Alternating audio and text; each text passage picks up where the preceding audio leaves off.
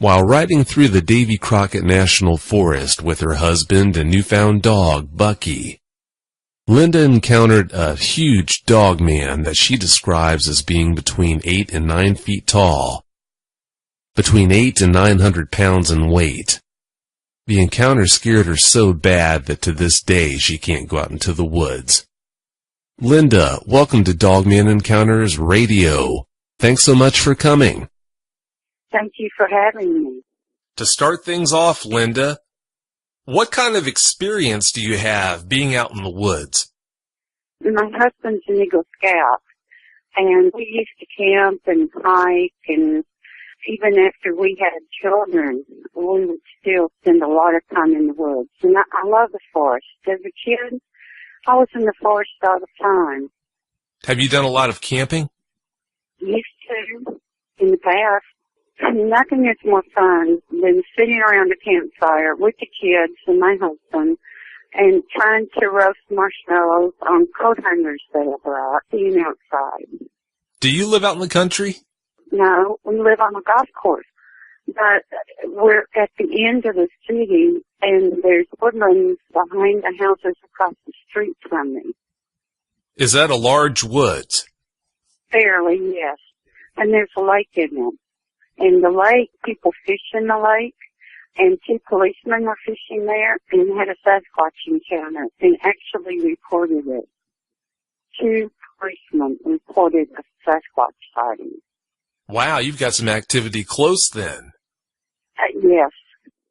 So it must be a fairly good-sized woods then. It is. It's attached to other woods. You know how it goes. Maybe a little area where people are farming and then, woods along that. Yes, there's a lot of woodland. When you were growing up, did you have an interest in Bigfoot or anything like that? Oh, no, not really. What chain of events led to you being at the location of your encounter? My husband and I were on our way to Texas from Kentucky. And we were going there for Thanksgiving with family. It was just the 2 of us in the car. And we were going through a small town somewhere between Texarkana and Houston. And there was this dog in the traffic in the city we were in. And he was just running desperately around and scared half to death. And I said, "Honey, stop." And I opened my car door because once we stopped, the dog turned and looked at us. I opened the car door. I got out. The dog ran past me and jumped in the bucket seat in the car where I was seated. And my husband looked at me and said, "Don't tell me we have another new dog." And I said, "Let's try to find his owners." We spent 3 or 4 hours in the town searching, trying to find the poor dog's owners, and we never could. So we took the dog to the police and asked, it was Wednesday before Thanksgiving. Everything was closed. And we ended up at the police department, and they agreed to keep the dog, if we would just provide the food and stuff for it. So we left the dog there over the Thanksgiving holiday. And that's the whole reason that I ended up seeing a dog man in the Davy Crockett National Forest. But I have one word of advice for everybody in the world.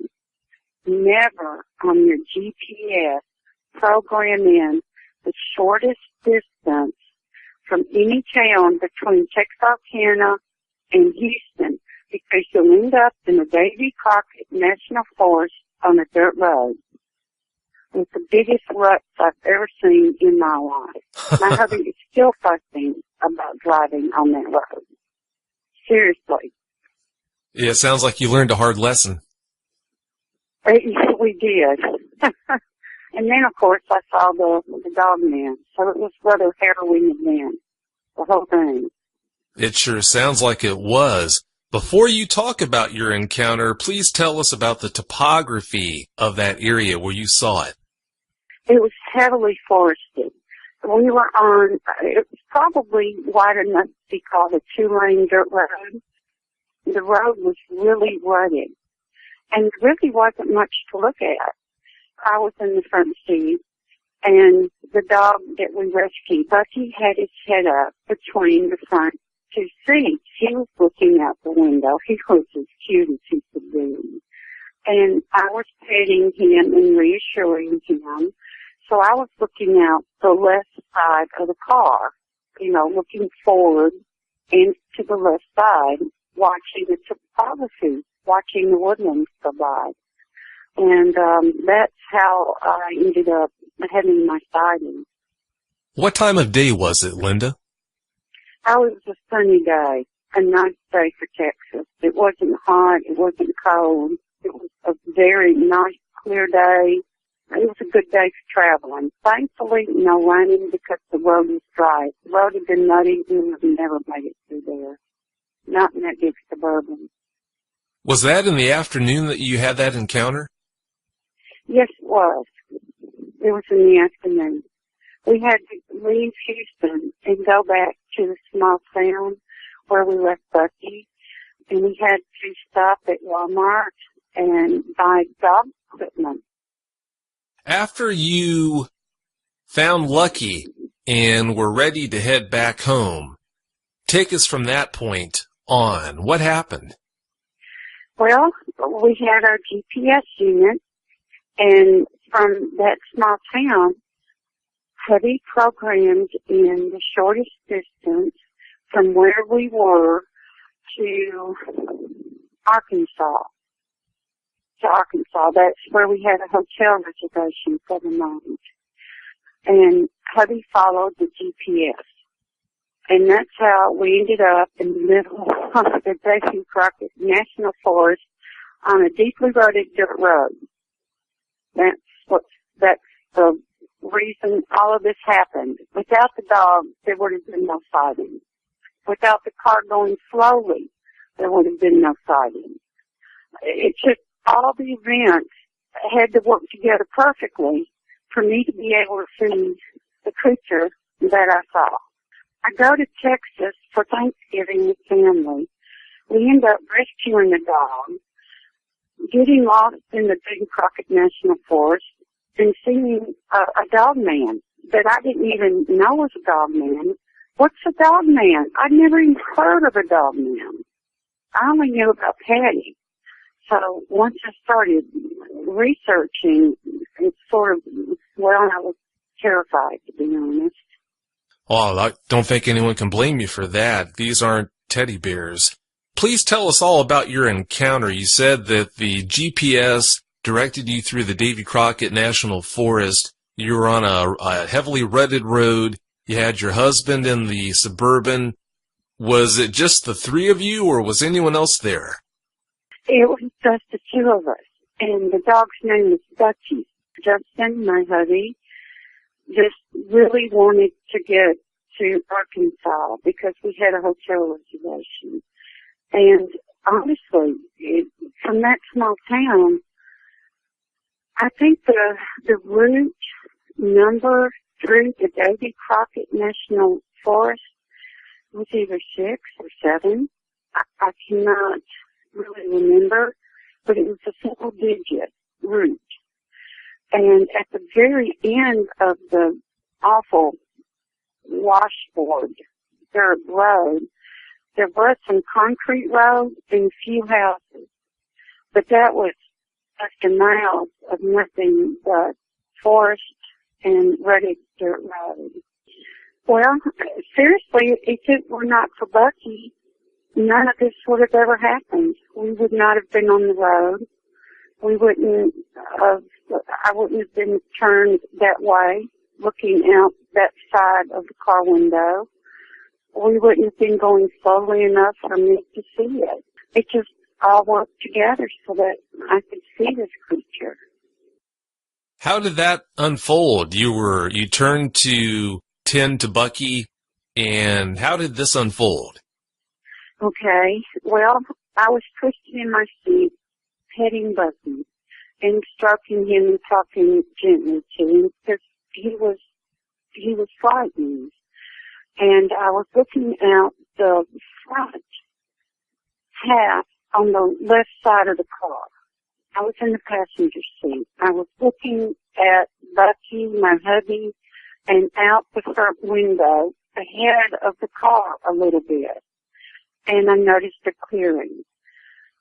And the clearing, what caught my attention is there was a large stump in the clearing, and there was something black behind it.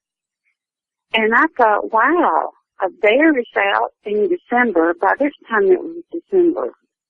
We stayed for a while with family. And I was thinking, wow, a bear in December out in the Davy Crockett National Forest. And I was thinking, I was trying to rationalize all this. Don't they hibernate in December? Or, I was trying to make all these rationale for seeing a bear. Well, then the bear stood up on two legs. And as it stood up, it turned away from the car as it stood up. And so here's this black creature standing up, and it reached out really long arms towards a nearby tree like it was going to go and climb it or grab it or something. I don't know what it was thinking. But I saw the arms, and I thought, what is an orangutan doing loose in the Davy Crockett National Forest because of the length of the arms? But then the creature froze, and he turned towards our car, and we looked at each other. I guess he was looking at the car, but I was looking at him. By that time, I realized I had to be looking at a Sasquatch. So I was trying really hard to see as much as I could about the creature. And, I was noting the hair, thick black matted hair, the huge body size. I saw no breast, so I decided it must be a male. And I was sort of looking at the torso and legs and arms, and then I looked up at its face, and I saw a snout.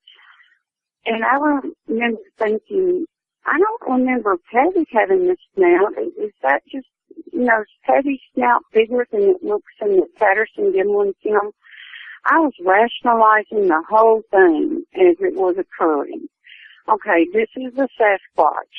It just happens to have a snout. I had never heard of dogmen in my life. And so the creature looked at us, and I looked at the creature, and he started walking towards the car. He walked towards the road, approaching us as I'm looking at him. I'm watching this creature as we slowly drive by, and I look past Hubby out the next the side windows, until I'm looking out the back window, and the creature is standing in the road watching us drive away. When you saw the dogman for the first time, how far were you from it? 10 feet. Wow, that's really close. Yeah, we were close. We were on the left side of the road. Clearing was on the left side of the road. The tree stump was not 4 feet from the road. We were very close to the creature. That is really close. When you were driving past it like that, right before it reached out for that tree trunk you mentioned, it wasn't looking at you, correct? No, it was not looking at it. When the creature went to stand up, he turned away from us. So I saw his back. If it was that close to you, then it definitely knew you were there. It kind of makes you wonder why it did that. I think it was, I'm only guessing. I think he was thinking about running away. but he stopped. He froze, and he turned to the front, and he looked at us. I think initially he was running away. Why he stretched his arms out, I don't know. Like I said earlier, I was thinking this thing was an orangutan of some sort, and he was going to climb a tree. The mind, when you're in shock and you're seeing something that can't exist, tries to rationalize it. And then I was rationalizing as quickly as I could in those circumstances. So my first thought was, it's a bear. My second thought was, that's an orangutan in the forest, in the Davy Crockett National Forest? How did an orangutan get here? When he stretched his arms out, looking like he was approaching a tree in front of him, but then he froze and he dropped his arms and he turned towards us. And he looked at the car and I looked at him, just frozen, totally frozen in shock. Truly, Vic, I wished I'd never seen him. It's so affected my life now. It really has. It really has. And any creature that is brazen enough to walk towards the car, he walked towards us, this huge, big, white car, and followed all the way out into the road and stood in the road watching us drive away. You said you were in a white Suburban, correct? Yes. 8-seater. Yes, we were in a really big car. Big car. That's pretty bold of it to do that then. You said that shortly after you spotted this dog man that it stood up. I take it when you first saw it, it was down on all fours, or was it hunched over hugging that stump that it was hiding behind? Well, I'm not sure what it was doing, but he had to be down on his knees, either hiding behind the stump or digging for grubs and bugs. A girlfriend of mine who knows a lot about these animals, creatures or whatever they are, said that they do dig in stumps for grubs and bugs and little mice. So he could have been foraging for food. Something that big requires a lot of calories, so looking for food probably would take up almost all of its day. As far as size goes, Linda, how tall do you think this thing was? Well, I was looking up at him through the windshield, and I had to duck my head down to see him out of the side windows. I would guess perhaps 8 or 9 feet tall. He was tall.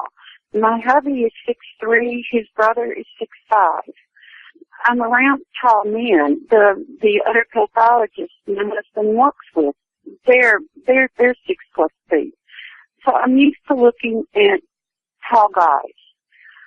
And this creature, not just because of its massive girth and breadth, for heaven's sake, it was tall. I would say 8 feet, and it could have been taller than that. I don't want to exaggerate the height, but I know it was a whole lot bigger and taller than my hubby. And I'm used to seeing my hubby. I'm used to looking at him outdoors. I know how he looks. This creature would have made 4 of my hubby. And my hubby weighs 215, 220, and he's 6'3". Wow. Yeah, it was huge. It sounds like it was quite the specimen.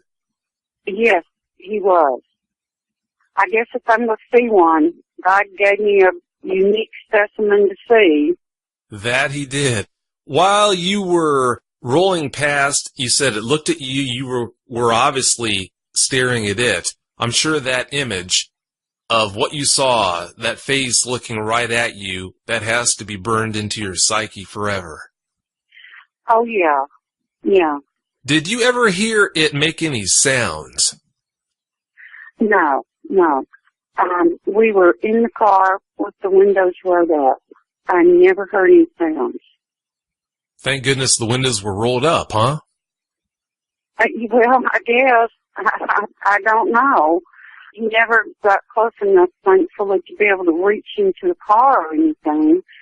But I don't know. Dick, I was just totally in shock. I mean, I was just mesmerized. I don't think I could have spoken if, I don't know. I was just watching something that should not exist. Even though I believed in Patty. Seeing is different from thinking it doesn't exist.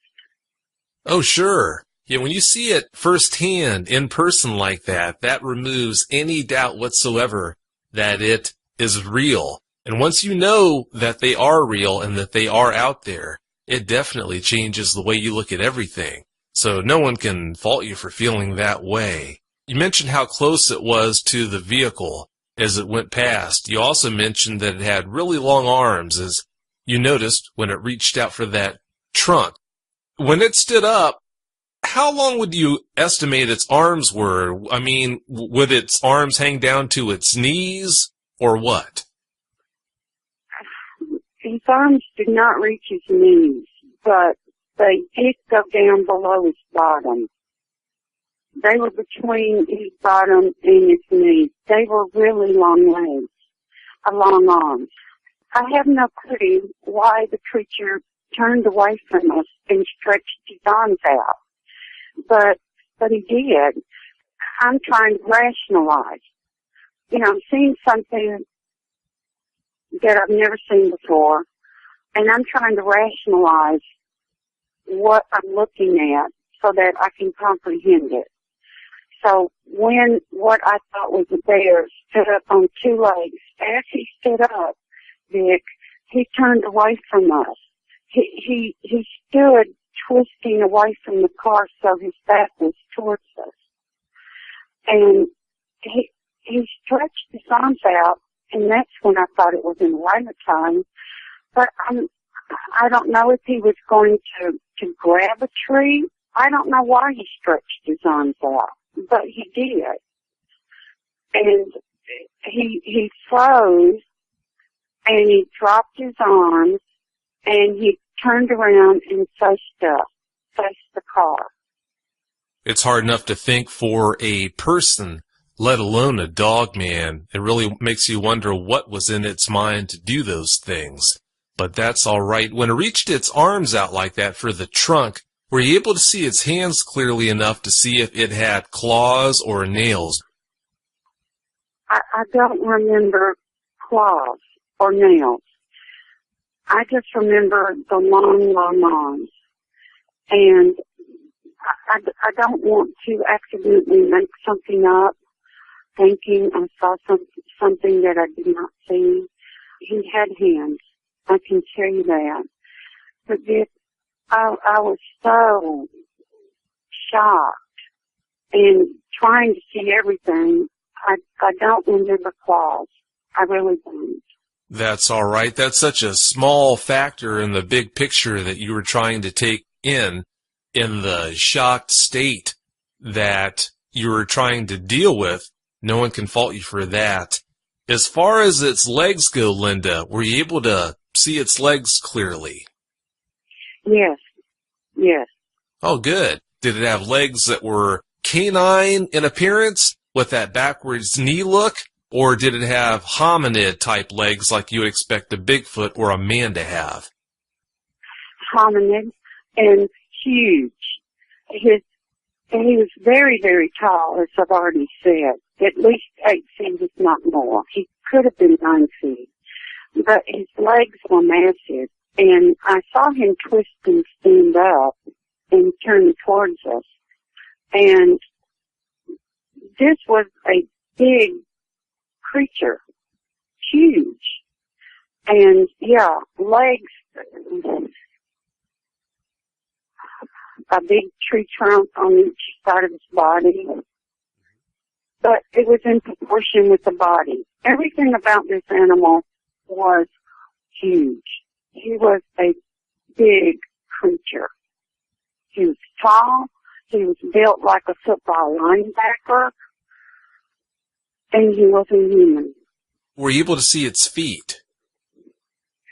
No, I looked down his legs towards his feet, but as he was moving, I don't really remember studying his feet. I was just watching him walk towards the road with his arms hanging down at his side as we're driving past. And he's approaching the road, and I'm twisting in my seat, keeping my eyes on him. And my last sighting of the creature was him standing in the middle of the road watching us drive away. But for a creature to approach a large vehicle and approach the car and follow it out into the road and stand watching us drive away, the creature was not afraid of it. Not afraid at all. If he'd been afraid, he would have kept going when he stood up from behind the stump. But he didn't. He stopped and he turned towards us. And he watched us just as I was watching him. Being as large as it was, I can't imagine that it would be afraid of much. I'm sure almost anything it encounters out there in the woods runs from it, at least if whatever he encounters has any kind of sense. Oh my goodness. Yes, I agree with you. As far as its ears, Linda, did you get a good look at them to see if they were pointed or if they were not even visible? What can you tell me about that? I don't remember ears.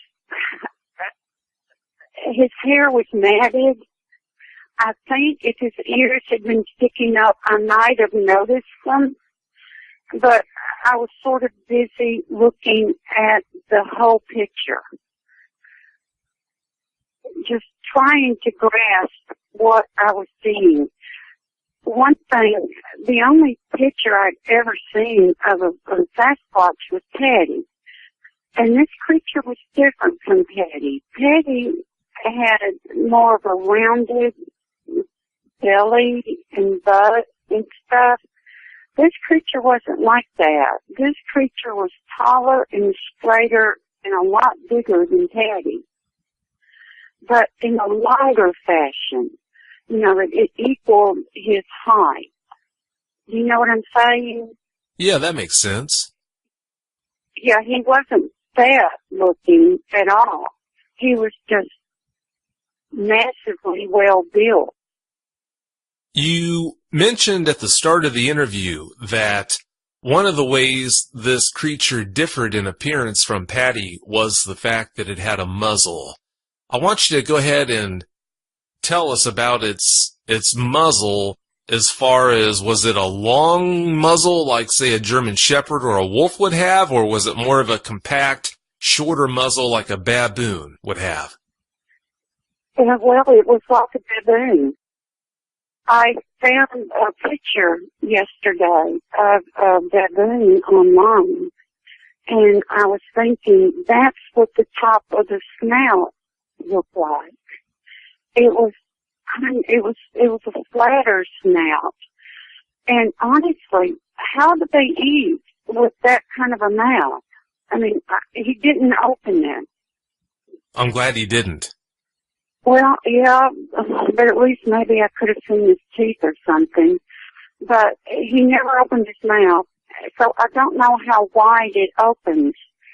But I remember looking at it and thinking, I didn't know that Bigfoot had snouts, and it was a sort of a flatter snout. It was not a dog snout. If it had been a dog snout, I'm smart enough to have said he's got a dog snout, but it wasn't a dog snout. It was a different kind of snout, and that's what threw me. Well, that's understandable. Moving on, you mentioned that its fur was matted, Linda. You also mentioned that when you first saw it, you noticed that you saw this black thing hugging that tree stump. Well, he wasn't hugging it, Big. That's very important. He was not hugging it. he was crouched down behind the tree stump, either hiding or digging for grubs and bugs. I don't know why he was there, but he was crouched down. Oh, okay, I see. I've got you. And I thought it was a bear. You know, the human mind tries to rationalize what they're seeing. Oh, So sure. I thought, oh, there's a bear. Yeah, there's a bear behind that tree stump. And then it twisted away from us in the car, and he stood up, taking a step, and he stretched his arms out to the side like he was going to go and grab a tree, but away from his body. I have no idea why he did that. I cannot explain it, but he did. I don't know if he was going to grab something to hide. I don't know. But his arms were extremely long. And then he stopped and he turned towards us in the car, and he looked at us in the car and I looked at him. When you two had locked eyes like that, did you, or through the course of this whole encounter, did the thought that it might not have been alone ever cross your mind? No. I was in shock. I did not see another animal in the clearing. If there had been more than one, I'm sure I would have seen it. But the creature was alone, and I saw nothing else around it. Nothing alive. Just the stump and some trees at the edge of the small clearing. I'm so glad you didn't see any other ones. That would just add fuel to the fire. Now, what kind of after effects have you had? And we've talked about this before on the phone, but please share with the listeners the after effects you've had to deal with as a result of seeing this dog man. Well, when we arrived home, I was thrilled to death. I went to the Bigfoot forum and proudly announced I had seen a Sasquatch. And I was really excited about it. And I was describing it to one of the really nice members there. I was personal messaging back and forth with this guy. And I said, the one thing that's bothering me is that he looked down or something, and he had a smell. And the gentleman I was talking to sent me a message back saying, LOL, you did not see a Sasquatch, you saw a dog man. He understood enough about my encounter, and from what I was describing to him, this nice guy was able to identify the creature I'd seen. I'd never even heard of a dog man. And I messaged him back and I said, what in the world is a dog man? And he provided articles that I could read about it. Personally, I wish I had never read any of those articles. Oh man, a dog man is I don't know if it's urban legend, but there have been some murders and deaths attributed to wild animals in the area and down at Land Between the Lakes. People have sent me newspaper articles for me to read and stories so that I would know that these creatures are in Kentucky, so that I can take appropriate precautions.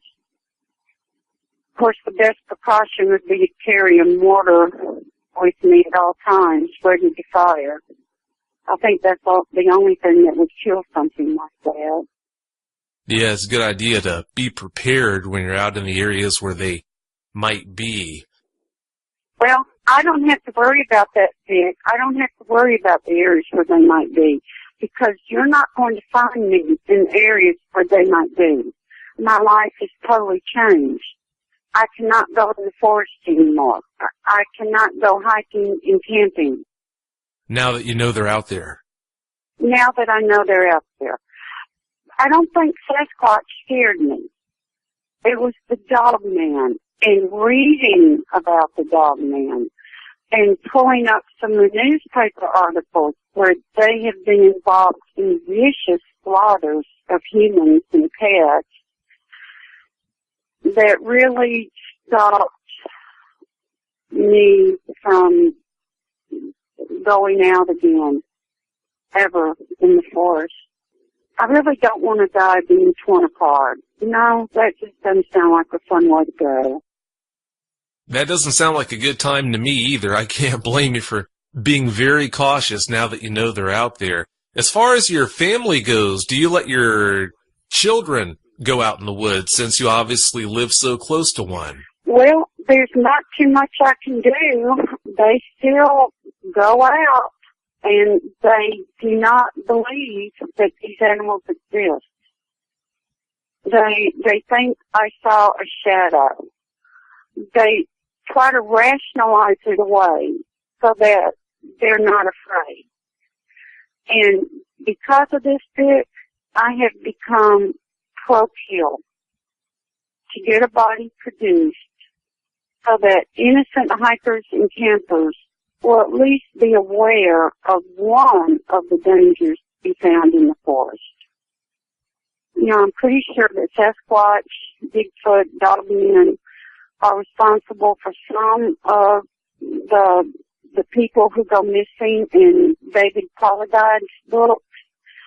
But I think there's also other things. You know, there's human interactions, Sasquatch, and people are saying there's really some weird supernatural events occurring.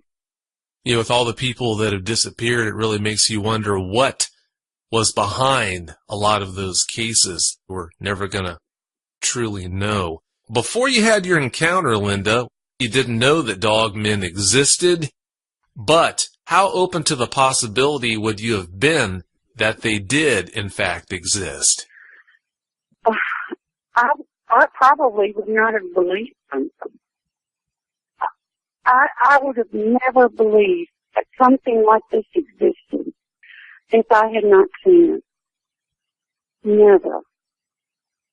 I would have thought people just didn't understand. You know, that Sasquatch have different size faces or something, you know, because I saw one with a snout. I had no clue. That's why this was so shocking to me.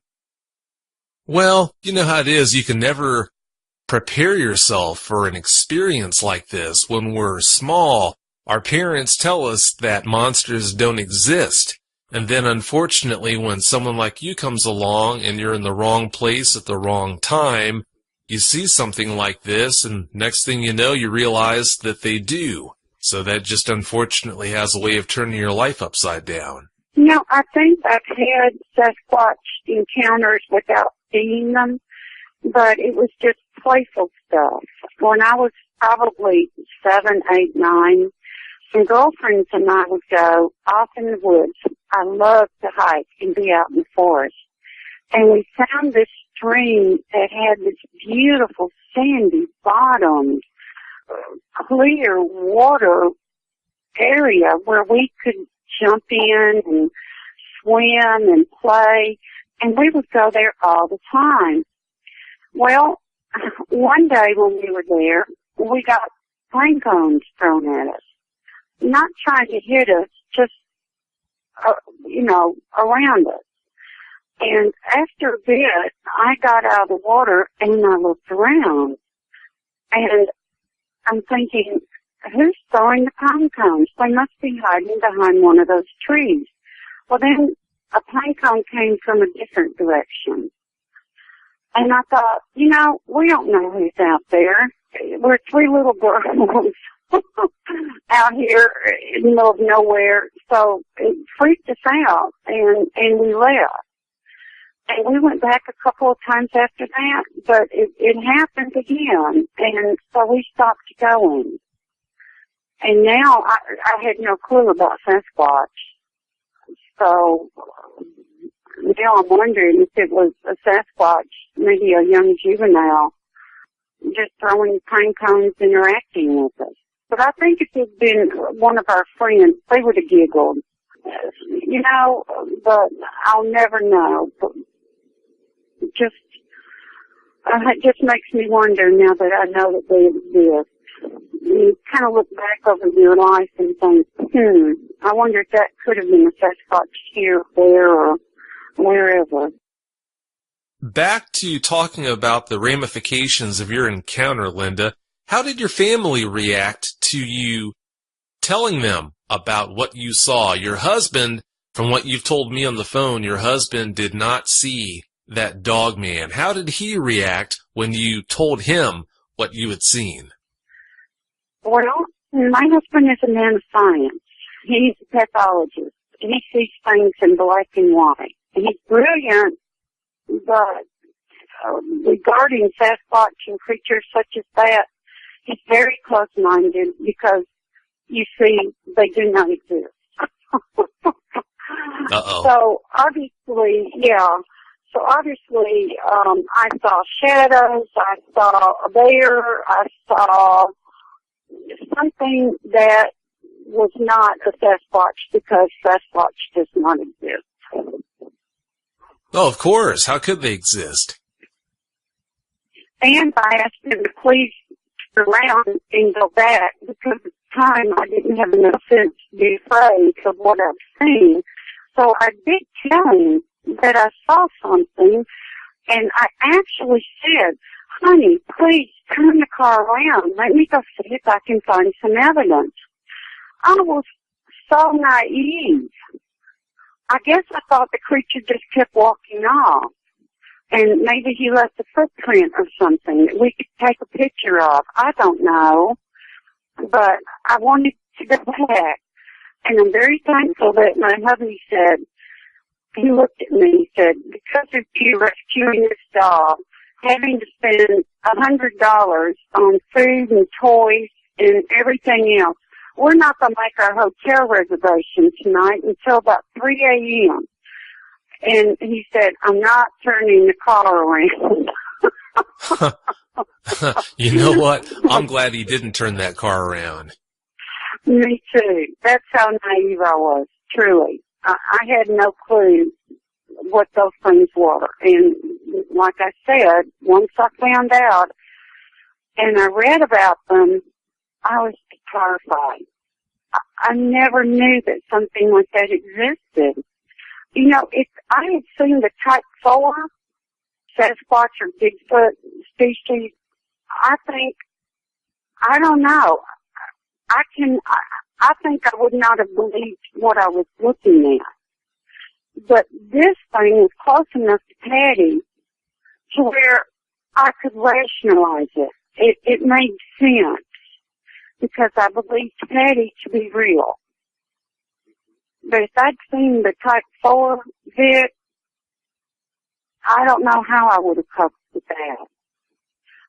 I had a hard enough time when I found out that the snout man was a dog man, and I read some about them and found out how vicious they can be. But how brazen is that? The creature approached our car and was standing in the road, watching us drive away. What kind of animal or creature does something like that?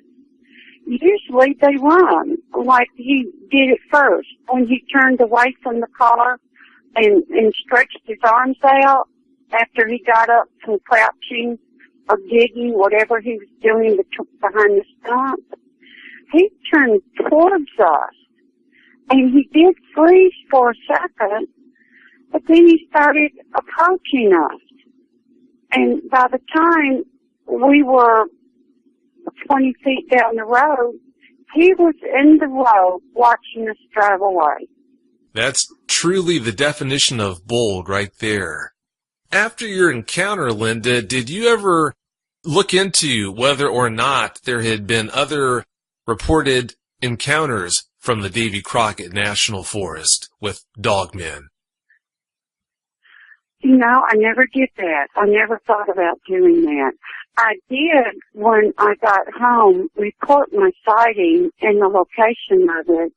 And places where people leave sighting reports, because the whole way we'd been driving, getting there, honestly, I would see, like, dark movement behind trees, and I kept thinking, shadows, the shadows are weird in the forest today.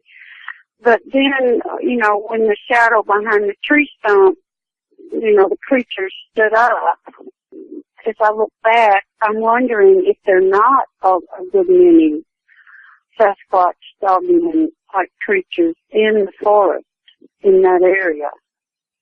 It sure makes you wonder. Now, this is something we've talked about on the phone before.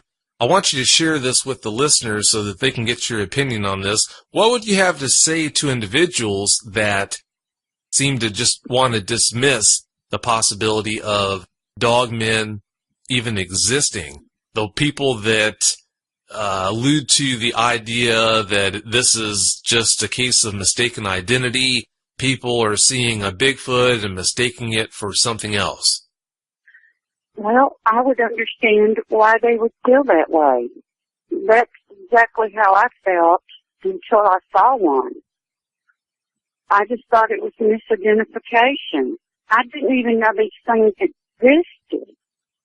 If I'd read anything about them, I did not remember it.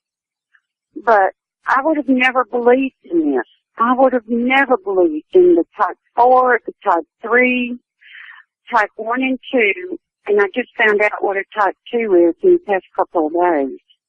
Would have been my opinion of what Sasquatch look like.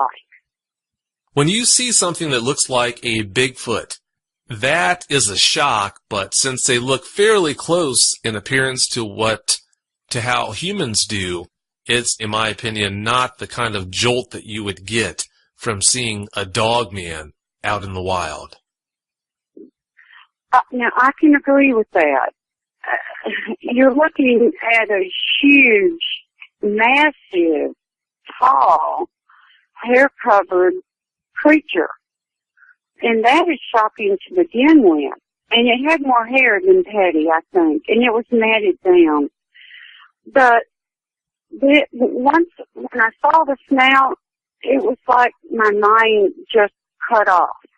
Like, enough is enough, and I cannot handle anymore. It was too shocking.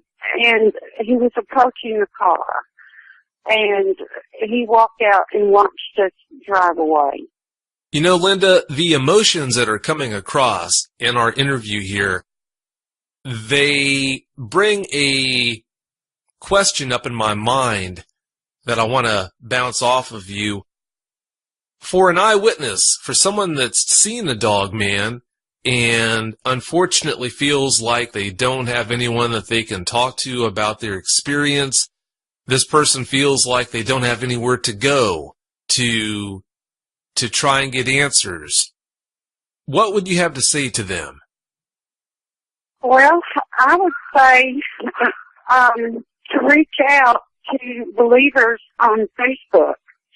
There are several sites on Facebook for dogman believers or dogman encounters, or just mainly focused around the dogman phenomenon. And I would recommend going there and talking to other people who have also seen these creatures, who have also been traumatized by knowing that they exist. It's not just the sighting that traumatized me. It's knowing that these creatures are all around, everywhere, and that people are hiking and camping with no clue whatsoever that these things exist and that they're in the forest. But I would truly go to the Facebook Believers Only, Dogman, Bigfoot, look them up, and join and start sharing, because that's been a great blessing for me. It really has. That's really good advice at both Dogman Believers, and that's David Kyleman's Facebook group, and Dogman Encounters, which is my Facebook group. At both of those places, you're going to find a lot of people who have encountered dogmen. Just like Linda mentioned, you can tell them your story, ask questions, get support. It's a great way to try and deal with the trauma of having been through such a situation. Now, having said that, too, I want to make something clear here. If you have seen a dogman, you can always reach out to me through either of my websites, dogmanencounters.com or dogmanencountersradio.com. You can go to either of those websites, send me a message. You don't have to be willing to have the details of your encounter shared with the public. If you just want to talk, if you want to get some answers about what you've seen, what you've been through, if I can answer your questions, I'd be more than happy to answer them for you. So if you need someone to talk to about your experience, or if you need some place to go to get this off your chest, just like Linda has mentioned, there are plenty of places out there where you can do that. You're not crazy and you're not alone. You just unfortunately were at the wrong place at the wrong time. Now, having said that, Linda, do you have any closing points you'd like to make? Well, I just think people need to take precautions when they're hiking. Don't go off in areas that are isolated. Stay on the main path. And definitely join your group and David's group on Facebook, because there are people there who understand and who aren't going to call you an idiot and say you're a liar. And I bet you saw a tree trunk that walked across the, into the road. Some of the things I've been told. Really, anybody that has seen a creature that should not exist, in quote, does not exist as far as you know, yeah, please, anyone that's listening, I really do recommend Facebook, the good groups on Facebook. It is so nice. People understand. People understand being afraid. They understand, that we all know about the dangers you could encounter, and nobody else knows. And we're having to live with this burden that we've got kids and friends out hiking and camping who don't believe. That's the only reason I've become pro-kill. I want a body produced so that people will know these things exist, and that people, when they plan to hike and camp, can take into account the possibility of encountering those creatures. That is a terrifying thought, how many people are out there that just don't know what's out there. And my kids are part of that group. My children are right up there. That's not a comforting thought, to say the least. Well, Linda, I can't tell you how much I appreciate your time. I know from talking to you several times on this, at first you were apprehensive about the idea of coming forward with your story, but I am so glad that you did agree to share it with the public. I think it's going to help a lot more people than you'll ever know. Thanks again so much for your time, and thanks again so much for sharing the details of this encounter with us. Well, Vic, thank you for asking me. And if me talking about this can help one person, or somebody would like to contact me on Facebook, I would be more than happy to discuss it and talk about it and help them cope with their fears. I totally understand how they're feeling, because I've been there and I'm still doing that. Well, Linda, thanks again for your time so much. I really do appreciate it. Thanks again for coming. Well, thank you, Vic, for inviting me. I appreciate it. We're getting the story out. Maybe people will find out and take precautions. That's right. I hope they do. Well, thanks again, Linda, and have a wonderful night. You too, Vic. Bye-bye. Bye.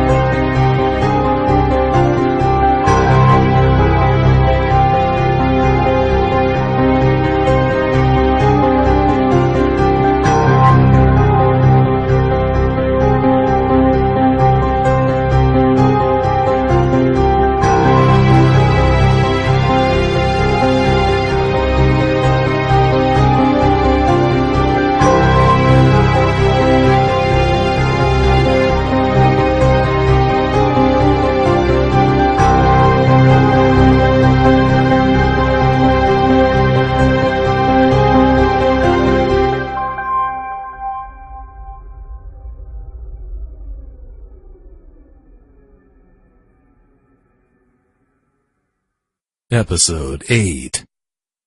Hello, thanks for tuning in to this special Wednesday night episode of Dogman Encounters Radio. I'm Vic Cundiff, and I'll be your host for the show. If you've listened to past episodes, you've noticed I usually only bring on eyewitnesses to talk about Dogman encounters they've had. For tonight's special show and future special shows yet to come, I'm going to break that trend. So that you know, Friday's show is going to air on time at 9 p.m. Eastern Standard Time. Mark Reynolds is going to be my guest, and he's going to be talking about multiple Dogman encounters he's had over the years. It's a really good show you're not going to want to miss. For tonight's show, our guest is Jack Carey. Jack's the founder and director of the Paranormal Intelligence Agency. He's also a field researcher for the Crypto Four Corners crew. Jack's got a lot of good information to share about dogmen, as well as other cryptids, but one of the biggest reasons why I asked Jack if he'd come on the show is the fact that he enjoys investigating dogman encounters more than any other type of cryptid encounter. The man's obviously got really good taste in those cryptids. Jack, welcome to Dogman Encounters Radio. Thanks so much for coming. Thank you very much for having me, Vic. For starters, Jack, please tell us about yourself and how you got started into investigating cryptids. My name is Jack Carey, and I'm the founder and current director of a paranormal research organization known as the Paranormal Intelligence Agency. And we do have a website where we publish a lot of our research. I got into the investigation of cryptid animals, a lot like many other cryptozoologists, through the Bigfoot phenomenon, soon discovering thereafter that there were many other cryptid animals that also had a body of evidence suggesting that they were real and were also somewhat more interesting than even the Sasquatch creatures, the dogmen being one of those cryptids. My kind of investigator, I like that. As a child, I grew up in very close to Muddy Boggy Creek and not far from Falk, Arkansas. And back in those days, there was the tale of the Falk monster, and you had the seminal movie come out, Muddy Boggy Creek, which affected me greatly as a child because I was so close to all of those sightings of Sasquatch.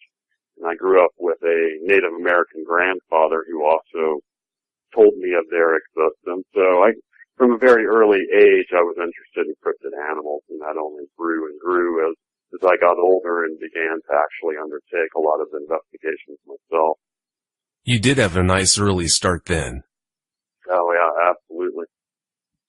You and your research team are based in the Crypto Four Corners area. Could you, for our listeners, please tell us about that area, the topography, anything you could share? Absolutely. I am a member of Crypto Four Corners that was founded by a great man named J.C. Johnson, who is my mentor as far as cryptozoology matters go. And the Four Corners area has a very, very long history of anomalous paranormal activity, and that includes a very heightened percentage of eyewitness accounts of cryptid animals. These animals range a wide variety, anything from the usual Sasquatch encounter to things as exotic as very large reptiles, at least the size of Komodo dragons, have been reported there, including J.C. Johnson's son, who actually had an eyewitness encounter with one of them. There are things exotic as centaurs being reported there on Indian reservations. So you have in the Four Corners an area that is not only cloaked in historical mystery and mysticism, in a place where every ancient southwestern Native American tribe holds sacred, but you also have a nonstop array of paranormal activity, all occurring within a very relatively small geographic vicinity. And that in itself makes it a very unique area around the United States. One of my favorite places on Earth is the San Luis Valley, which has been the topic of many a paranormal book, some written by Chris O'Brien, the Mysterious Valley books, and that's just really to the north of the Four Corners, and that's a place that the Native American tribes, including the Navajo, hold extremely sacred. They believe that, one of their holiest mountains, which is Mount Blanca there at the southern edge of the valley, is their holiest mountain. And so you have a lot of indigenous belief that that area is magical, is sacred, that there's something special and unusual about it, and the nonstop paranormal phenomena that's reported there adds to that credibility, in my opinion. So.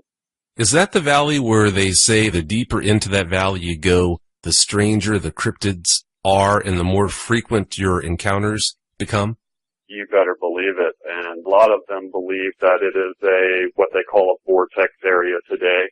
Jonathan Keel referred to these areas as window areas, where he believed there was a momentary, from time to time, things just line up right and you can have a momentary interaction between dimensions. And that there are creatures on these other dimensions that are able to cross over into this reality in a corporal way, leave physical evidence, and then pass back into this other dimension, sort of get sucked back into it when the right alignment kind of goes back out of alignment again. And he believed that that was the reason why you had such a vast array of different paranormal phenomena all reported in these different geographic areas, pretty much all clustered in a singular area. And the San Luis Valley is one of those major vortex areas. There's non-stop reported cryptid animals there. In fact, my wife even had a sighting there of a cryptid animal. We still have no idea of what it was. I left the campsite one afternoon to go into the little town of Crestone and get some supplies. And when I came back, she was up on the picnic table with our two very large dogs standing up, and claimed that she had seen a creature that looked very much like a ground sloth slithering across the road and into this little creek hollow that was near our campsite. And she wouldn't even sleep in the tent that night, had to sleep in the car. So, oh, wow. Yeah. So, and she's not the only one that has seen something that appears to be like a ground sloth there. So, and they've also got, of course, the Sasquatch sightings are nonstop up there, going way back to the silver mining days of that valley. And the miners back then gave the creature the nickname Boji. I've tried to research the origin of that name forever and not been able to come up with where they got that nickname. But it's obvious, Jack, that you've been exposed for quite some time now to a lot of different types of cryptids. I know that dogmen, investigating dogmen, is your passion. Dogmen are your favorite cryptid to study. Why is it, when you look at all the different cryptids you could have focused on, why is it? What is it about dogmen that drew you to them more than any other kind of cryptid?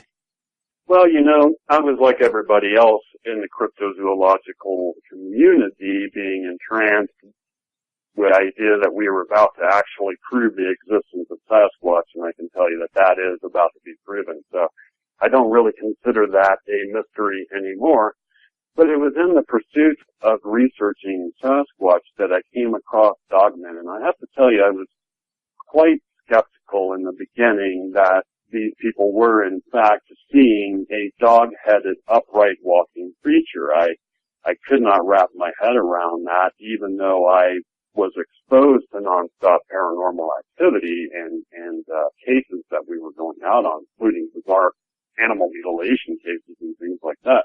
The idea that you could have what amounts to an evolutionary leap within a canine species that would allow it to develop biologically into a apex predator, able to walk upright and hunt in that kind of a position, is something that not only flies in the face of known biological science, but is disturbing on a deep level, on a way that a creature like Sasquatch isn't. I mean, after all, we have biological explanations for a creature like Sasquatch. We don't have a biological explanation for a creature like a dogman. And when you sort of combine that with other mysteries that we've been researching, including the many, many missing people in our national park system that have been chronicled by David Paulides of the Missing 411 books and the Canada-America Missing Project, you begin to suspect that there is an unknown apex predator somehow responsible for those missing people. At least I do. And right now, my number one suspect are the dogmen. There was a hiker who was gashed open by the fang of a dogman as he ran by. And there have been a few other cases where the dogmen seem extremely aggressive towards human beings. A group of 5 teenagers in Milwaukee one night had to run desperately from a dogman, and the guy that was in last place, as they were running away, got his shirt ripped by the claws of a dogman. It got that close, so we know it was intending harm. So I find that fascinating that you do have all of these cases of missing people. They don't appear to be Sasquatch responsible for it, in my opinion, because we've known about them for a very long time, and yet these missing person cases are relatively new, and they seem to coincide with a surgence in dogman sightings. One point that comes to mind, Jack, because of what you just said, I want to point out, if you're thinking about going out into the wilderness and you're worried about possibly getting jumped by a dogman, you don't have to worry about being faster than the dogman if you're in a group. Just make sure you're not the slowest person. That's exactly right. Don't be the slow one. In your group. That's right. You've got nothing to worry about. Yeah. That's exactly. funny. Well, after I came across the work of a well-known Sasquatch researcher, and he actually had captured what appeared to be both video and stills of not a Sasquatch, but of a dogman. His name's Scott Carpenter, and your viewers can look him up. He's got some fascinating video. He was out researching Sasquatches and quite by accident came across a dogman. And he knew it wasn't a Sasquatch and didn't know what in the heck he was looking at or what he had gotten a picture of. And on further analysis of the video, even captured both eye and ear movements of the creature. Now, when I saw that, I knew instantly that we had something that was not a Sasquatch, but that could represent a very real and present danger to anyone going into the woods. I mean, you possibly have a vicious apex predator. It certainly has the biological capability of ripping a human to shreds. Whether or not that's ever happened, we don't know.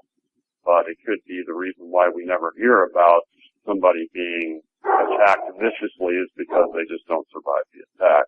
We do have plenty of people that have gone missing, never to be found again in our national park system. Of all the people that have disappeared, it really does make you wonder if dogmen weren't at the base of at least a percentage of those cases. Can you imagine a worse way of going out compared to that? That's just horrible. Oh yeah, there is no more.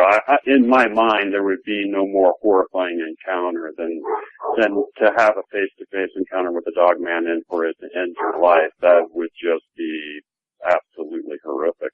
And I just don't wonder if these things are a true biological creature, if they are breeding, if they are feeding in the wilds of North America. Would they see a lone human being as a food source? And that's something that, hopefully ongoing research will tell us. That's a chilling thought.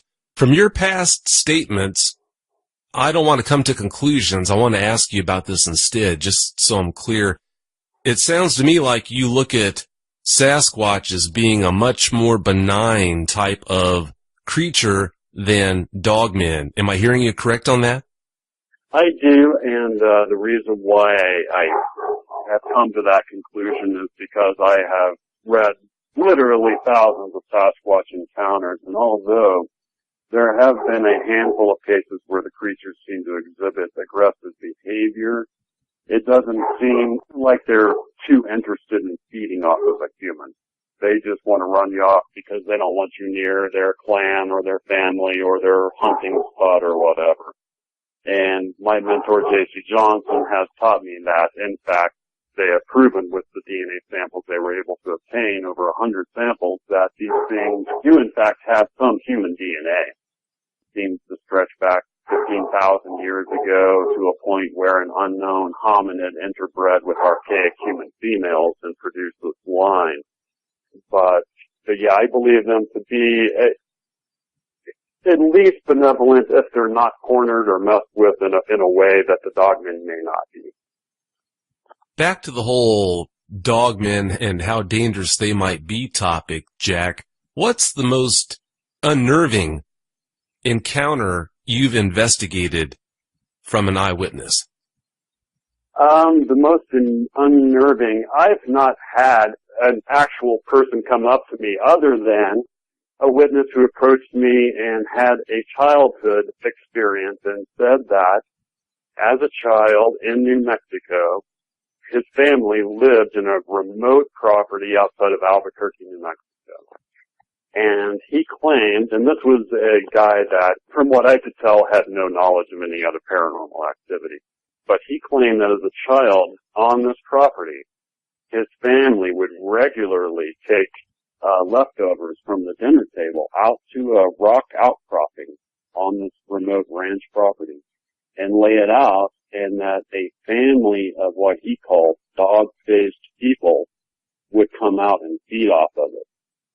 Now, I find that fascinating because this happened during his childhood. He didn't seem to have any knowledge of modern-day dogmen sightings or anything like that.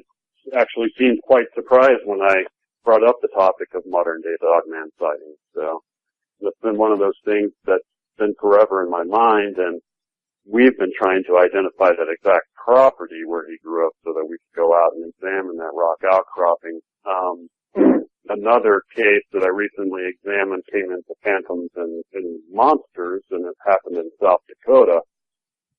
Very remote area. I drove out to the sighting spot, found the exact spot, and was able to take pictures of the surrounding topography and determine that it matched a pattern that we've been able to identify with all dogman sightings. Something that we recognize straight on, that Linda Godfrey has published even about, talking about how in every single dogman sighting you have all of the following.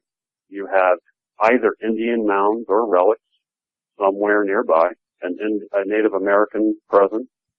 You have a surrounding forest area, a habituation area. You have cornfields present always, and you have water.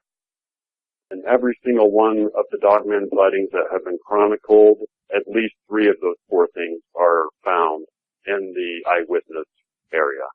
That led me into the next thing I'd like to discuss, which is my origin hypothesis of dogmen. Now, being in the PIA, I've been able to have contact with a forensic geologist who has his own TV show on History Channel called America Unearthed. You may have seen it. His name is Scott Wolters. Oh, sure. Yeah, he doesn't examine paranormal stuff, but he has been able to, I think, shed a light on a lot of historical mysteries and is somewhat rewriting American history. But I've been able to assist him on a couple of different topics he was investigating and provide him with some information that he was missing on those topics. And one day I was watching TV, and sure enough, there was Scott, and he had a new episode, and they were going to investigate some rock pyramids in Rock Lake, Wisconsin. Underwater pyramids that are supposed to exist in a lake in Wisconsin. Well, right away, the word Wisconsin brought up, in my mind, the dogman sighting, right?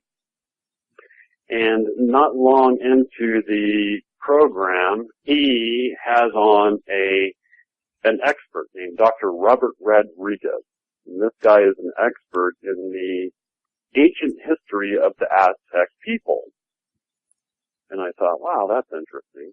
Well, it come to find out that in this area near Rock Lake is what's called Aztalan State Park, spelled almost like Aztec. Aztalan, Aztalan State Park.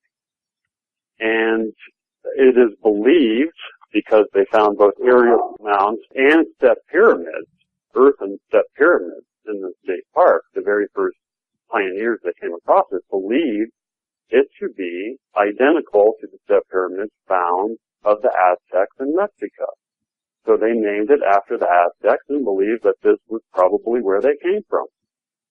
Well, Dr. Robert Rodriguez is an Aztec specialist and a specialist in corn, an expert in corn.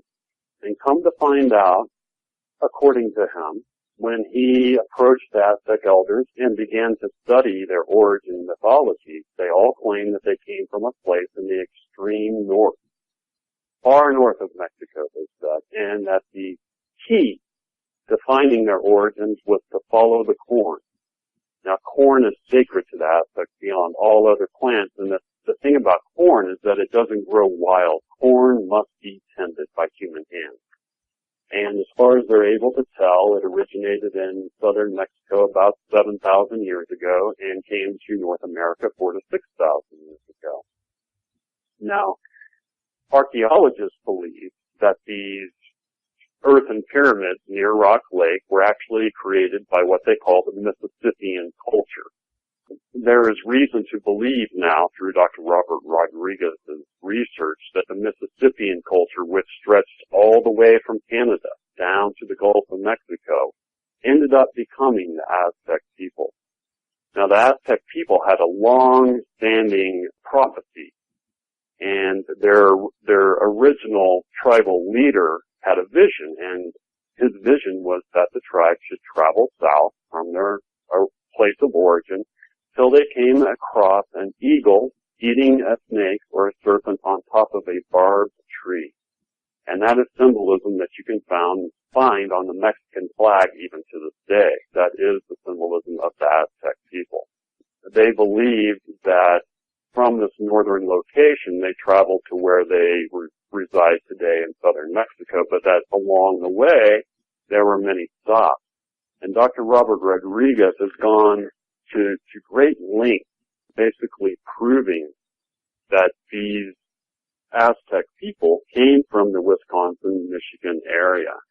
Some of the information that he provides is that a lot of the words between the Aztecs and those northern Indian tribes are the same. For instance, the word Michigan is the same as the word moccasin in Aztec. There are all kinds of different words that seem to share a common origin, and that origin is in the north. What's very interesting to me is that he came across a 300-year map tradition where every single map before the Treaty of Hidalgo was signed in 1847 depicted the Aztec people as originating in North America. Now, the very last map that he found was an actual map right before the treaty was signed, and it depicted the Aztec people as coming from the Four Corners area. Now that's fascinating, given that the Four Corners area is where tons of dogman sightings and other cryptid sightings have occurred.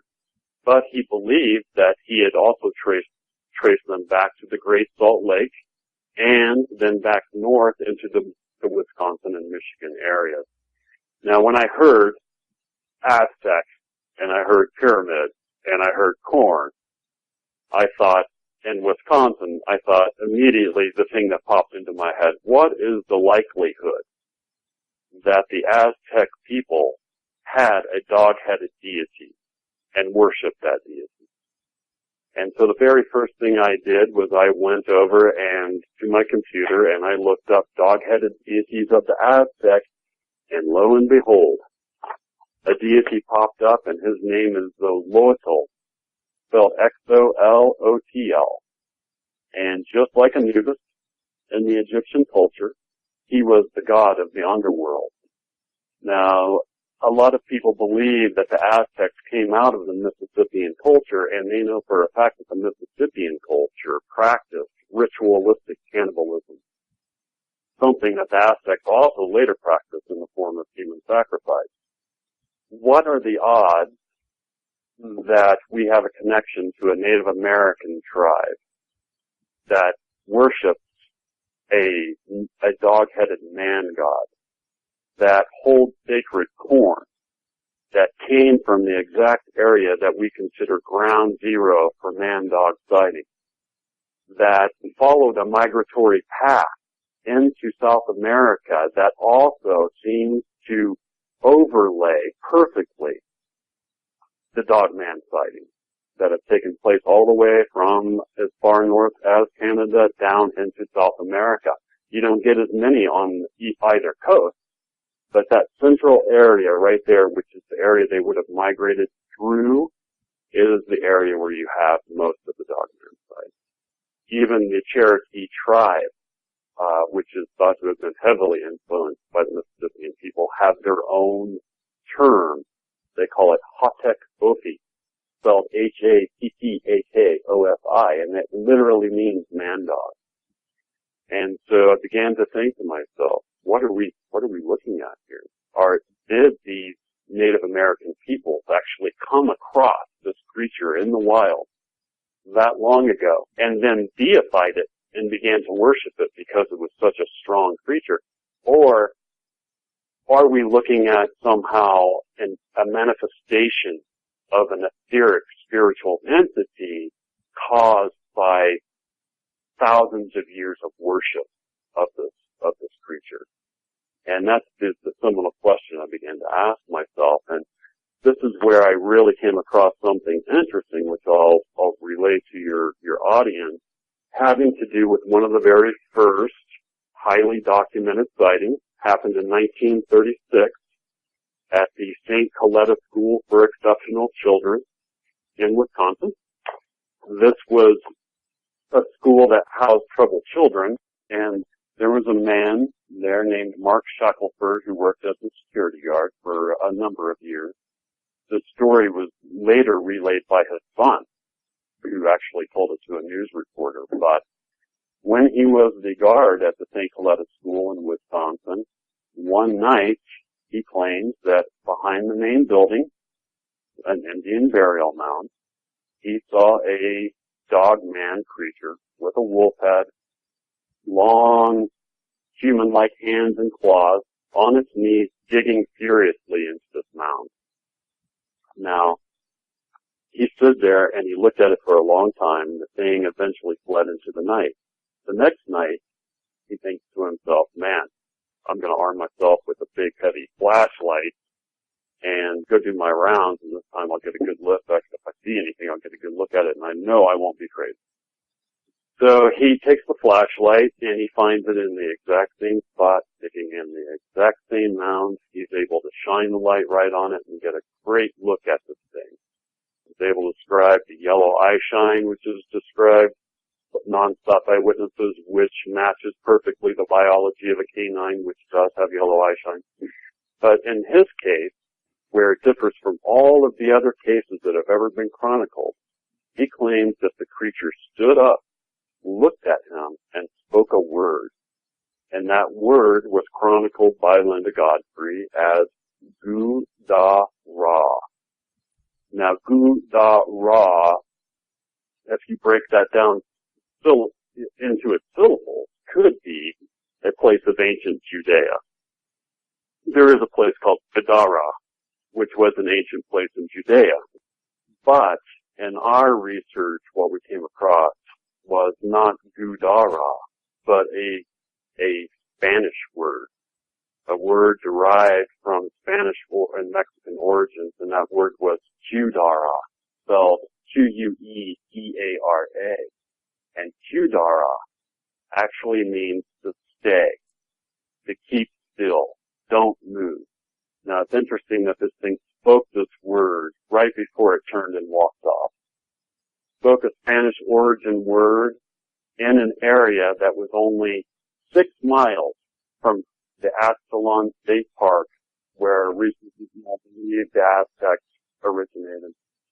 It's obvious you've put an extensive amount of research into the topic of dogmen. You seem to be by far the most highly motivated researcher in that group to investigate these cases. Whenever a report comes in of a dogman encounter in that whole area, I take it, are you the researcher that they hand that case to? Are you the go-to guy for cases like that to research them? Well, with Crypto Four Corners, we kind of approach it as a team always. Every member in that team has different strengths, and we play to those strengths. And one of my strengths is the actual historical research behind the mystery, hoping that'll give us glimpses into the character and nature of the behavior patterns so that we can actually use that information as actionable intelligence and go out into the field and capture the evidence that we're looking for. Because, we're not out there for fun, and nobody pays you to be a monster hunter. Nobody's going to pay you to go out and collect evidence that's going to end up shattering their belief system. So there's no money in it at all. We consider it to be a public service in that we're trying to educate people to the possible dangers of these phenomena, and that they do in fact exist. And our number one goal is to document them in such a way that it is irrefutable to the public at large. Because if you can do that, you will cause change in society. And that's what we're attempting to do. Before we go on, however, I did want to mention one more thing about the Lodal, the depictions of him, the dog-headed man god of Aztecs, that matches eyewitness descriptions. Now, the Lodal was always depicted as having backwards feet. And in non-stop eyewitness case after eyewitness case, the eyewitness will come forward and say, its legs look backwards. And that is just a byproduct of a canine having evolved biologically to be able to support its weight. The legs do look like they're bending backwards, like they've been appended to the animal backwards, but in fact, just the way it would have to evolve. And so for you to have these ancient depictions of this creature showing the feet backwards, matching these modern day accounts of people that had no idea of ancient Zolotl worship describing the exact same thing, is just too much. A researcher in your group, David Weatherly, had a dogman encounter while he was driving a truck down the Devil's Highway out there. I know he is a member of your group, but did David ever share the details of that encounter with you? He has not shared the details of that encounter with me, just because the last time we were interacting in any fashion, it was having to do with a different type of paranormal phenomenon called black-eyed children that he is quite familiar with. And next time I run into him, I will definitely be goading him for the details of it, I can tell you that. Yeah, it's a pretty interesting encounter, to say the least.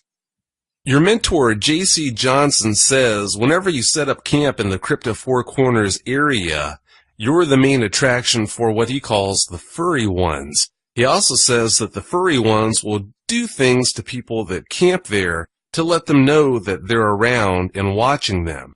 Please tell us more about that.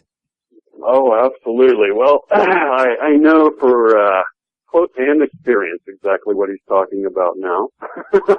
Uh-oh. We just recently finished an expedition on a private investigation case out to an extremely remote area in northern New Mexico. Now, this is an area that goes from scrub brush and cactus and beautiful New Mexican desert to where it just hits a 11,000-foot mountain that goes up to alpine forest. It's on Navajo Indian reservation land. There's only one family that inhabit that land. There's about 6 members. They own the grazing lease for that land, and there is no other human activity there. So you can imagine how remote. The roads are barely even graded, and it took a brand new Jeep 4x4 that was trail rated to even get us up the trail to where we were going to set up our investigation. And we responded to this area because the family there had found a 16-inch footprint only 100 yards from one of their homes on the property. And that's always concerning, that a creature would come that close. So we set up camp there to try to figure out how many were there and if there was anything we could do to kind of drive them back into the woodland property. And during this investigation, I had a couple of examples of exactly what JC is talking about. And it wasn't, I would say, 5-6 hours after we had pitched camp that we looked over to a tree stump that was just on the edge of camp. That was gigantic tree stump. And there was a coffee can sitting on top of it. Now, this was a tree stump that we had walked by 1,000 times. There was nothing on it, and all of a sudden, this old coffee can appears on top of this tree stump, and we think, that's strange. How did that get there? Very weird. And JC's like, well, if it's a 2-pound coffee can, it probably came from them. And we went over and looked at it, and sure enough, it's a 2-pound coffee can. They don't make them anymore. But back in the old days, they were used for all kinds of stuff. People would keep them and reuse them and reuse them and reuse them. And sure enough, it was a 2-pound coffee can, And we stayed there for a number of nights, and I can tell you one night the family came up and their son, who's a rancher, sitting around the campfire with us, and their family sitting there, the grandma and the daughter and her 2 little babies, and the dad. And the son looks up all of a sudden, he says, you know what, I just saw something walk by the car over there, and we're all standing sitting right there, so it couldn't have been one of us. Huge, looked like a huge figure. So I get my flashlight, and I walk up, and this is probably, I would say, 100 feet from camp. He claimed that he saw a figure walk right in front of one of the Jeeps in camp and kind of go down this rock outcrop. Well, I immediately grabbed my flashlight. I walked over to this rock outcrop, and I began to shine it around, pitch black. And I see something that's about the size of my fist, and it's shining bright red, and it looks like almost like a bicycle reflector. And I'm thinking, what the heck is that? What could that be? And all of a sudden, this thing turns its head, and I realize that it was an eyeball. And I get a glimpse of the other eyeball, and even though it's behind a tree, each eye is on either side of the tree. Oh, wow. That's how big this creature was. And it was immediate shock. I didn't know what to, what to think, even though, I know Sasquatch are real. To see that bright of red eye shine a mere 50 feet from me was quite shocking. No smell, which was interesting. But later that night, all night long, and it ended up just backing out and dipping down behind this rock outcrop, and I didn't see any more eye shine after that. But it got a long, good look at me, which I would say a good 5, 6, 7 seconds. It just sat there and stared at me while I was trying to figure out what I was looking at. And all night long that night, we had nonstop rocks, pine cones, and sticks thrown at our tent. They hit the top of your tent and they go, tink, tink, tink, tink, tink, tink, tink, tink, tink, plop on the ground. All night long. Tink, tink, tink, tink, tink, tink, tink, tink, tink, plop. They just torture you. You get no sleep at all, And so the next morning you're just tired as can be, and you walk, get out of your tent and look around, and there's all these twigs and pine cones and rocks that they've been tossing at your tent all night long just to mess with you. It's just part of their playful nature, I suppose. But he's right. You don't have to go looking for Sasquatch. They know you're there before you come within 2 miles of them. You're talking about a creature that can see you from a mile away and smell you from 2. They can hear a car approaching from miles and miles away, so that you're not going to surprise them at all. And the only way to get an interaction is to provide them with some sort of interesting entertainment that piques their interest enough for them to come in and interact with you. Now, with the dogmen, that seems totally different. They seem to not care about a human presence other than they want to get rid of it. That's scary. Yeah, and in a high percentage of the cases, I've noticed that the dogmen were seen feeding on roadkill. That's not something you ever hear about with Sasquatch. And I've often wondered, why would such an adept predator, like an upright walking wolf, want to feed off a roadkill when they would certainly prefer a fresh kill? And I don't know the answer to that, but in a high percentage of the sighting cases, they are seen on the side of the road actually feeding off of roadkill, which I find interesting. Some of the other occult patterns I've been able to pick up on and come across is that in a high percentage of the sightings, for some reason, they have occurred on October 30th or 31st. Now, that's not to imply that these were Halloween hoaxes. In fact, one of those witnesses was a 45-year-old nurse driving down Bray Road on the night of October 31st and got a clear sight of one, and she's quite familiar with the biology of a human and a wolf and any other primate, and said that, the way the mouth opened, the way the eyes looked, it just couldn't have been a person in a costume unless it was a Hollywood quality costume. And you would have to ask yourself, what's somebody doing in a Hollywood quality costume out there trying to perpetrate a hoax for no known payoff? Yeah, that sounds like a good way to get shot. Yeah, it sure does. Or get run over. Come across the wrong cowboy, he's going to hit you with the truck, hang you around out there, which is very, very interesting to me. Now, in some of the cases, including a very hair-raising case in Selma, Alabama, the eyewitness was able to get off a couple of gunshots. In the case of the gentleman in Selma, Alabama, he was in a boat fishing in his favorite fishing spot, which is pretty remote. Selma, Alabama, by the way, is where Edgar Casey was born. Find that interesting. But he was fishing in his favorite spot, had his dog with him, which is a very large pit bull on the boat. And he's about 12 feet from shore. And he swears that he began to hear a noise and that a wolf man, dog man, appeared out of the brush and ran down the embankment into the water at him, charging this guy. You could see the drool coming out of its mouth. He said this thing was in kill mode. Even with a pit bull on the boat, this thing waded off into the water, and it only paused when he turned on the boat engine. And he had a 9mm gun on the boat, and he took it out and claimed to have fired a number of shots into the back of the creature, and it seemed to have been unaffected. Now, in that kind of a heightened state of emergency, it's possible that you could squeeze off a bunch of rounds and not hit your target. That's entirely possible, even at that close range. But if he did hit it and didn't react, then that's something that's pretty concerning. if you're talking about a true biological creature. The fact that it would charge his boat like that when he had a huge pit bull on the boat, number one. Number two, if it saw that he was armed, although it probably had no clue what a gun was, but for it to be so bold to continue its attack like that, that's pretty creepy.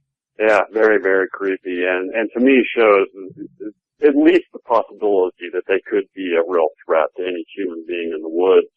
And, I find that very concerning. Now, there are, we have a tally sheet going that is our tally sheet between trying to decide whether these things are biological in nature or ethereal, spiritual in nature.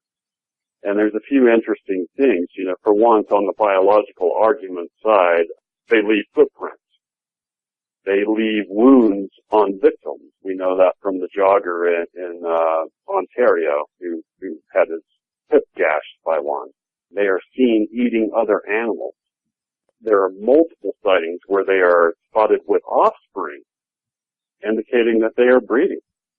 And they always seem to appear in areas where it's suitable for them to dwell, i.e. areas that are near these wilderness areas. The one thing in that entire pattern where you have an Indian presence, cornfields, a surrounding forest area, and water, it's like one of those puzzles. Which one of these is not like the others?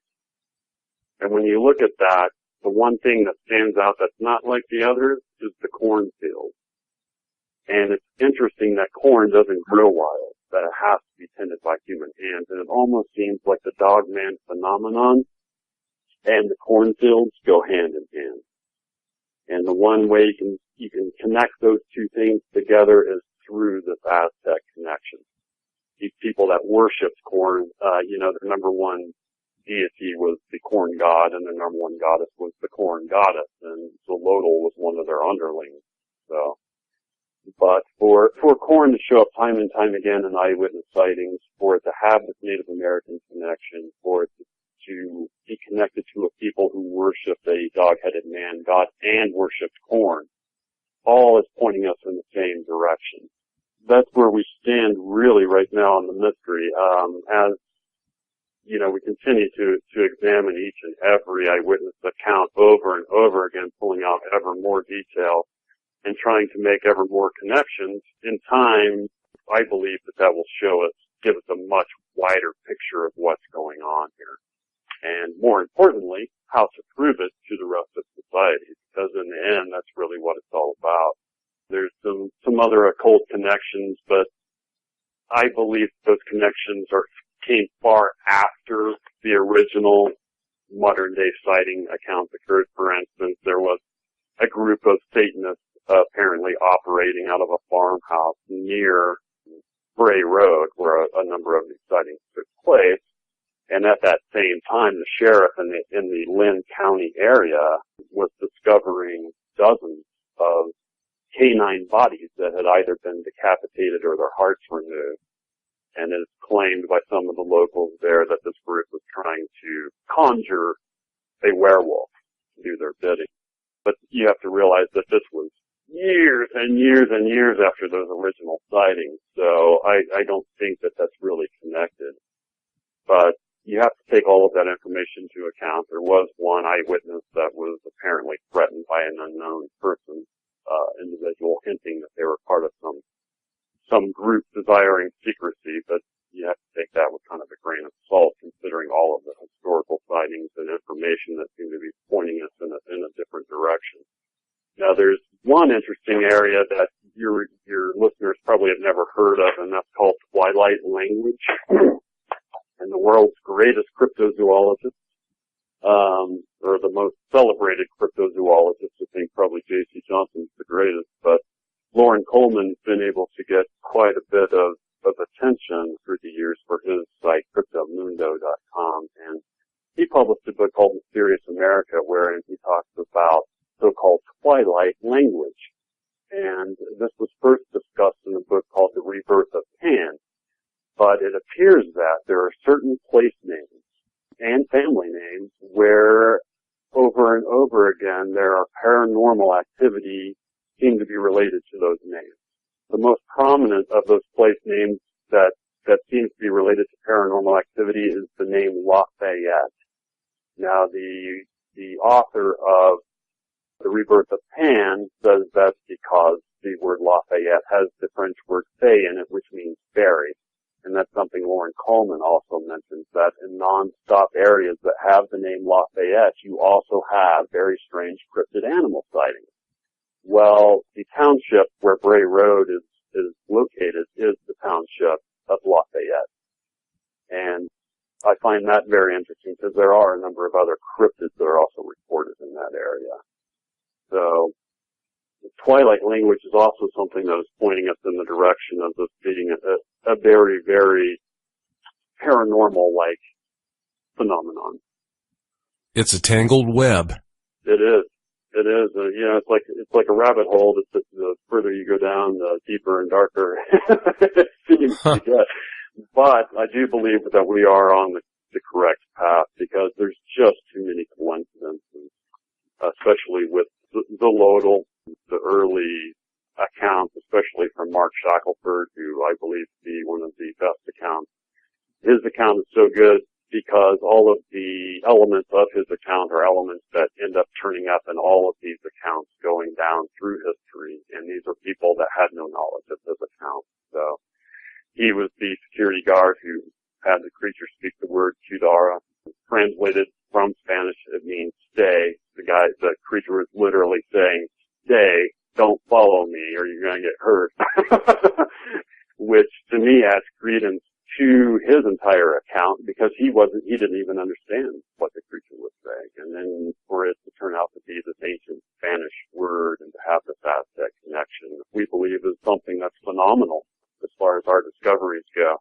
I can tell you this and pretty much finish up with what I have to tell you is that recently I was able to examine frame by frame a film that was sent into the Rocky Mountain Sasquatch Organization. They subsequently published the film, posted the film onto YouTube. I was able to get that film and then examine it frame by frame. And about 3 minutes and 14 seconds into the film, I noticed something really strange. Now, the witness who sent in this film went to this location to film the area because there had been a recent Sasquatch sighting in this area. It's called the Lost Creek Wilderness area, and it's not very far from my home.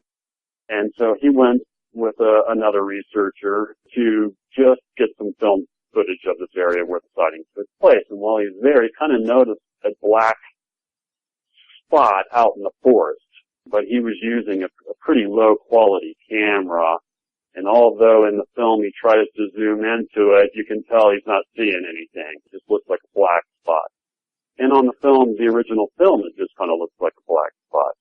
But when you take it frame by frame, and you stop it right there on where the black spot is, and then you use techniques to zoom in and clarify that spot, I was able to basically isolate what I believe to be just amazing photographs of a dogman. Now, this dogman had to be standing, I would say 9 to 10 feet tall. Most of the sighting reports are anywhere from 6 to 8 feet. So I'm not sure if perhaps he was only in the 6 to 8 feet range, and I'm just overestimating the height, but the face is something that is just shocking in the extreme. Now, I've posted these pictures on the Dogman Encounters page and the Dogman Mysteries group page, but I will be posting them in large along with a very in-depth article pretty soon on the ParanormalIntelligenceAgency.com website. Really good work on discovering that in the picture. That couldn't have been easy to do. Oh, it was a real pain. Slowing it down frame by frame, and then I could kind of make out, a little something. I was like, I wonder what that is right there. And was able to lighten the picture, zoom in on it, clarify it, zoom in, and when I zoomed all the way in, clearly what you have is a figure with a dog snout. It is clearly looking towards the direction of the man with the camera. It has high pointed ears on either side. One of the ears is actually behind foliage and the other one isn't. And I was able to show from subsequent frames from that point, it actually turning its head and opening its mouth. So I have both of those close-ups where you can see a different angle of the head as it turned its head, and then a different angle where it slightly opened its lips and then reclosed them again. So this to me had to be absolute proof of dogmen, because this was a video where the witness himself and even the organization he sent it into had absolutely no idea of what they caught. And they still don't. I'm still actually in the process of contacting that witness to let them know what they caught, because they had no idea. So this wasn't somebody trying to hoax anything. This was me zeroing in on a few frames of shadow in somebody else's film and able to pull out the face of a dog man. That is truly shocking. It really is. In one picture, you can almost see the iris of the left eye. It's that clear. It'll be really interesting to see how he reacts when he finds out what he really did have on film. Absolutely, and you have to realize that a lot of people in the Sasquatch community don't believe in dogmen. They believe that these are misidentified Sasquatch. I mean, after all, it is hard enough to believe in one unproven apex predator out there in the wilds of North America, but now it appears we have two, and that's a lot for some of them to swallow. But not for me, you know, after all, Sasquatch can exist, anything can. That's true. Yeah, and apparently does, because the dogmen are real. And if any of your listeners are planning on going out to the woods, I would highly suggest that you do like me and JC and the rest of the Crypto Four Corners group and the Paranormal Intelligence Agency group and arm yourself. Don't think for a second that these sightings are pretend and these people are crazy, because they're not. So I would keep that in mind. I wondered about that if JC went out there. He always seemed to be so comfortable talking about cryptids like dogmen. I always wondered if he did feel the need to arm himself when he went out there. He always impressed me as the type of guy to, if he stepped out of the bush and found himself face to face with a dogman, he almost impressed me as the type of guy that would be so calm, cool, and collected that he would just extend a hand out for a handshake. That's JC exactly. He would, and he'd sit down and share the campfire with it, but if it made one move towards him or anybody else in the team, he'd blow its head right off. That's kind of how we are. We do have a rule out in the bush there, and that is armed at all times. There's no sense in going out and getting yourself hurt in one of these extremely remote areas, because these areas we go to are so remote that the likelihood of you getting medical attention in time is pretty low.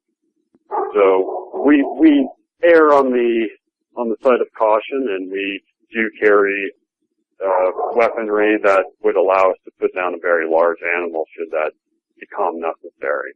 With the Sasquatches, we don't shoot on sight or anything like that. They are furry people.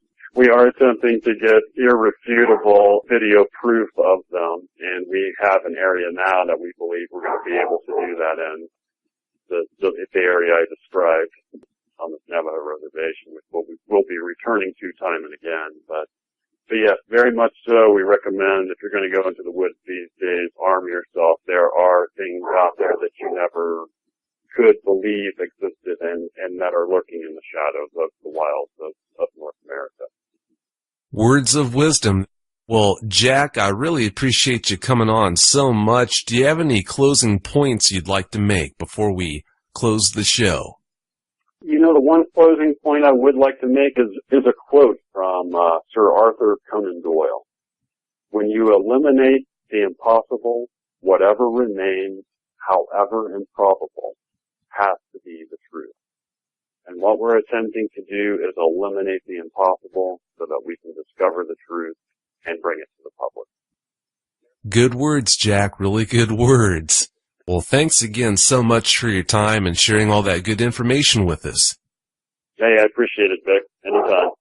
Well, you have yourself a great night. All right, you too. Thank you so much. Will do. Don't be a stranger. We'll talk to you later. Okay, thanks a lot. Thanks.